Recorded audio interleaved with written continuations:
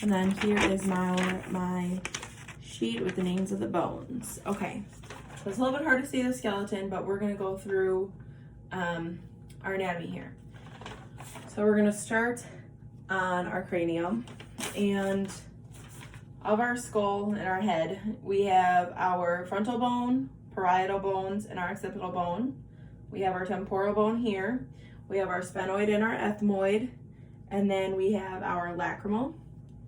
We have our maxilla. We have our zygomatic bone, and then we have inside here the mastoid process and the styloid process, and then this is our mandible. That takes us through some facial bones and our skull. So now heading on down, we'll talk about the cervical column here for a second. So right up here, that's our vertebral foramen. Heading down this column, we have 7 cervical vertebrae, 12 thoracic vertebrae, 5 lumbar vertebrae, and then our sacral vertebrae and our coccygeal vertebrae. We'll notice here that our sacral vertebrae make up our sacral curve. And then another thing that we should really take note of is that we can see here, and it's pretty diagrammed well on the skeleton, our lumbar vertebrae are our biggest. And so this curvature is actually really important for balance. And so these vertebrae are the biggest because they actually balance a weight of, they balance our trunk, so to speak. With this, another important thing to note, our vertebrae have a pretty specific shape. And so we have these are called our spinal processes, and our transverse processes are what kind of stick out of the sides there. Okay, so that kind of takes us through the vertebrae. And then we'll spin back around and we'll kind of look at our thoracic column a bit. But before we do that, I will just point out our scapula here while it's on the back. This is our triangle shaped bone with our clavicle attaching to that. But now let's flip over and we'll kind of go through our thoracic column, so to speak. So starting here, we have our jugular notch, and then we go down into our sternum, and our sternum is kind of separated into 3 different parts. You have the top manubrium part, the body, and then the pointy part is your xiphoid process. This obviously right here is our clavicular articulation, where our clavicle comes in, and this bone is our clavicle. And then we kind of go into our ribs, and so we have 12 paired ribs, or sets of ribs side to side. Our first 7 ribs are considered true ribs, and then after that they're considered false ribs, but our 12th rib is considered our floating rib because it doesn't articulate to the sternum. So ribs themselves kind of have their own anatomy and language. So we have the body of the rib, the angle, the neck, and the head, which is kind of where it articulates with our vertebrae here. So then kind of moving into our arms, we already talked about the clavicle right here. And then we go into our humerus. This is our big long bone of our arms. The upper portion of the humerus that articulates with the scapula is considered our head. The long part is the body, and then we head on down here into our condyle, and that is what articulates with our ulna.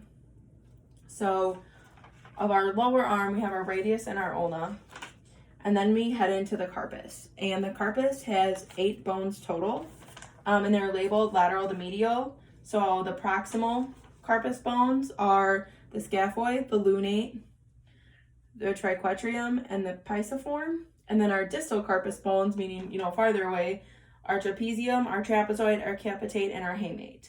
And obviously those are going to be mirrored on the other side because I read them lateral to medial.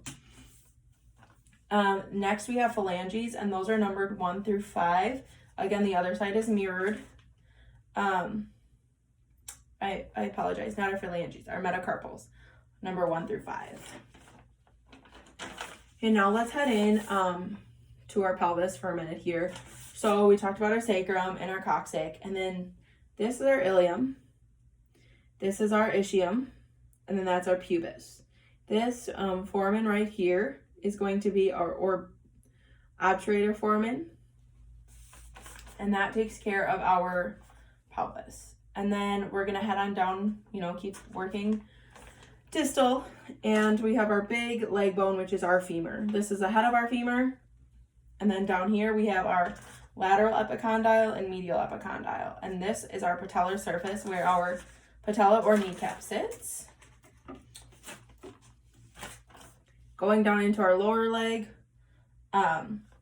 we have our tibia, which is our bigger bone, and then the fibia on the lateral aspect. The tibial has this really neat tibial tuberosity, which actually provides a lot when it comes to our knee joint. Heading on down into our foot, we have our calcaneus, our talus, and our navicular bones. We have a cuboid bone, and then we have 3 cuneiform bones, our lateral, intermediate, and medial bones. And then we have our metatarsals and our phalanges. So it is very important to understand the skeletal system as a whole in anyone's career because you base disease off the healthy. So if you don't understand the healthy skeletal system and what this is, it's harder to grasp what a disease does. Something that I can really relate to in my own career as a hopeful veterinarian is the stifle joint or the knees. That is where we see a lot of problems in dogs because they're quadrupeds, so those bones generate a lot of torque. And when dogs tear their cruciate ligaments or their ACLs, the gold standard method for repair is changing the angle of the stifle joint so they actually don't put any weight on their cruciate ligament. It becomes just an extra part. They don't need it because the angle of their knee is changed ever so slightly that they don't need it anymore. That's accomplished by 2 methods. And the first one is a TPLO, a tibial plateau leveling osteotomy, which kind of pushes the head of our tibial out, changing the angle of our knee that way. And it is cut off, it is plated, and it is in that position. Another option for repair that accomplishes the same thing is called a tibial tuberosity advancement, where they take our, you kind of take that tibial tuberosity and you wedge a plate into it and push it out that way. And so it's literally a wedge that sits right in the tibial tuberosity. And so knowing bones and how they work help us in any career, whether it be human or veterinary, to really understand any disease processes that occur, because even though a cruciate ligament isn't a skeletal bone, it is still very much related to knowing anatomy of our skeletal system. Thank you.